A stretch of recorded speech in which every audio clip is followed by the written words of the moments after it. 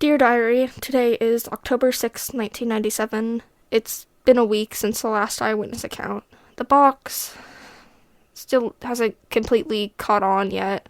But hey, there's less vandalism on it than last week, so that's a start, right? But less vandalism came with less ranting and pranks. I mean, at least people were talking about it. People knew it was sitting in the art room waiting to be noticed. Even if it's not being vandalized or filled with nonsense accounts, it also has not been discussed or seen. Is that really any better? Maybe it is.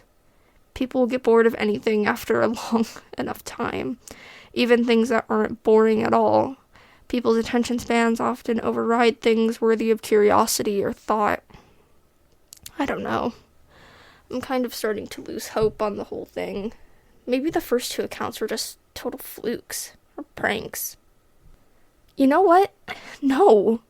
What I'm doing is good, and there's too many correlations between my story and the accounts to be a hoax. There's too many connections for these accounts to just be made-up stories some bored teenagers wrote. But revelations aren't stories. The only account I got this week was folded up in a heart and obviously written in a glittery green pen. There's no way it's a serious one. I just tossed it in the pile along with the rest of them. Teenagers will do anything for attention, I swear. Here, I'll prove it to you. You see, it's just... oh my god. It's like paragraphs long. This might actually be something. This handwriting looks familiar. Are you serious? Of course she would do this. It has to be some kind of joke. There's probably a psych or a never mind at the end of this godforsaken account. Because who would expect anything bold from her? Well, fine, whatever. I've already finished all my English homework. Might as well waste my time reading another fictional story. Here we go. I'm sure you know who this is, Eden. You probably recognize my handwriting a mile away. Okay, well, she's got me there. You always said it looked like it could be a font. I guess not much has changed since then. Oh, no, actually plenty has changed since then. And I know you probably just want to throw this in the trash and forget about it, but I genuinely have a story to report to you. And I know this is you, Eden, because not only does the whole school know you did it, but because this is always the kind of thing you would do. Detective work. Also fair. But even if you throw this away, at least I know I put my story out there. Finally, enough with the droning.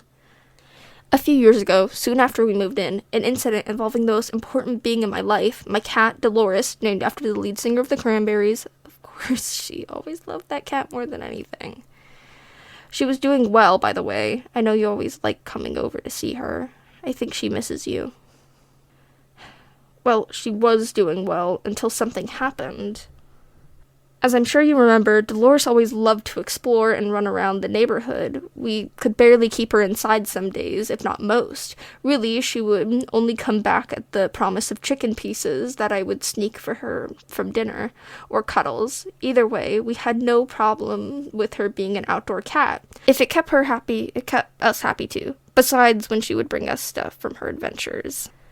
Remember that time we were having a sleepover and Dolores came pawing at the door with a whole bird in her mouth? It was like midnight. When did she even get a bird? We thought we were doing the right thing, you know? Let her be free and express herself like that. I had no idea it would take such a turn. God, she always told stories like this, never getting to the point. Anyway, a few years back, I was letting her back inside after giving her dinner. I did what I always did, picked her up, put her right in my backyard next to the fence she likes to jump over, and went back inside. I thought she would just come back in the morning for breakfast like she always does. All of a sudden, I heard a familiar, distinct cry from outside. I knew it was Dolores. I mean, it sounded just like her, but it was entirely different from her usual cries for food or attention. It sounded almost blood-curdling. I rushed outside to check on her, and what I saw, I'll never forget it. It was Dolores, but she was dead. on the ground just outside my doorstep. She looked like a carcass, a dried shell, as if all the blood and insides were sucked from her body, and she didn't have her eyes. That was almost the worst part of the sight, just empty sockets where her soul used to be. I rushed back inside and ran up the stairs to find my mom, who was not happy about being taken away from Touched by an Angel. But she caught on fast that something had happened to Dolores, mostly because I kept crying, "Dolores!" We rushed down the stairs and went straight to the backyard. I swear I must have been gone for maybe 30 seconds. And you want to know what was there when I got back? Dolores, safe and sound, perfectly fine, eyes and all. I was absolutely shocked. I kept telling my mom what I saw and that I knew for absolute certain what I saw was real. But, of course, she didn't believe me. Who would? She told me that I was imagining things and that maybe I needed to spend some time at the church to get myself together. She said there were demons inside me making me see things. Can you believe that? Chalked up my entire story to being crazy or possessed. We fought for almost half an hour, but nothing changed. She told me to go to bed because I was obviously tired, which wasn't helping with my rapid imagination. And then she left, muttering to herself and shaking her head. Dolores is still alive, per se, but ever since that evening, she has absolutely never been the same. Our once almost completely outdoor cat now refuses to go outside at all. She spends all day curled up right next to whoever's home. She's terrified of being alone and will cry whenever someone leaves her for just a second, even if it's my younger siblings, who she used to avoid like the plague. She's paranoid. She's constantly looking around and staring into empty corners. My mom has summed it up to normal cat behavior or getting old, but she was never like this. She was always so carefree and adventurous, and now she's like a shell. Her eyes just seem empty now. There's nothing I can do to bring my cat back, and believe me, I tried. But I can share my story and hope to help others, right? I hope my story was helpful to you anyway. If there's anything I can do to help, or questions that need clarification, just ask me in English class. I hope you find whatever it is that's plaguing this town. If someone can, I'm sure it's you. Sincerely, Poppy. Well, that was... Oh, wait, there's more at the bottom here. P.S. Here's my house number. P.S.S. I really miss you. Jesus Christ. Poor Dolores. She's always a good cat. I can't believe some monster would do such a thing. But there is an undeniable correlation between all these stories. The body I saw, the girl's boyfriend, Poppy's cat. They were all drained of blood, or trying to be. And the eyes, too. They were taken in Dolores's and the body in the woods. And not only that, but like the body in the woods, Poppy's cat was different in the eyes of other people. This is incredible. Well, not incredible. These things are terrible, of course, but they're terrible things with connections. And if there's connections, there's a pattern and probably an explanation. Or maybe some psychos feeding everyone psychedelics and murdering everything they lay eyes on. But that can't be right. In the first account, it said there were 4 or 5 people trying to attack the boyfriend. Is there some kind of group? Maybe a crime ring? Hold on, I need to get this all down.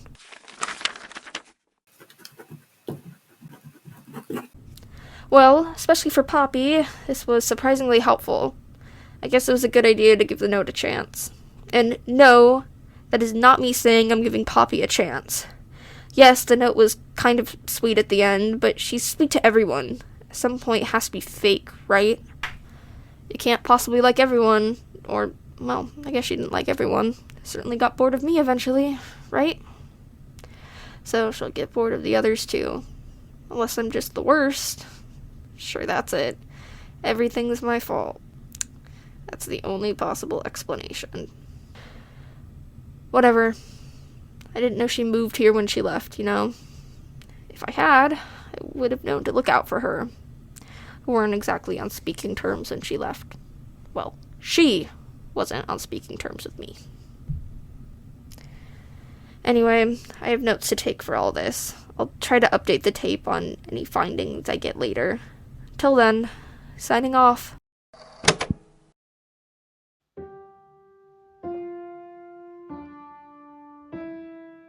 everyone, our writer for this episode is Corde G. Our voice comes from Clover N for Eden. This episode was produced and edited by Clover N and Tobi H. We really hope you enjoyed our 5th episode of Blackwater. We hope you'll tune in on June 28th for episode 6 on YouTube and Spotify at mi_Lotus Valley. If you're eager for extra content, you can check out our YouTube and TikTok again at mi_Lotus Valley. Thank you so much for listening, and again, please come join us in 2 weeks on June 28th for the release of episode 6 of Blackwater.